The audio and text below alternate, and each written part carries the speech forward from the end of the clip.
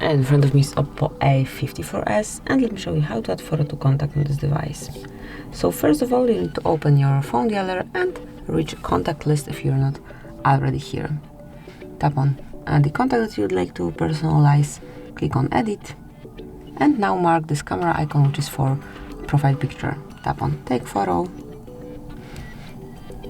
and now you can smoothly grab a picture as someone is staying right in front of you, just like that. And now you can apply it.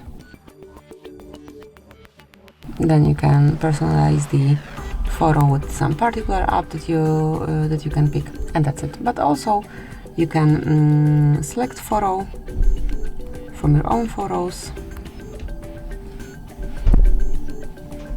choose the app to personalize it, click on done, and that's it. Finally tap on save, and the picture is applied. So that would be all. This is it. Thank you for watching. Please subscribe our channel and leave the thumbs up.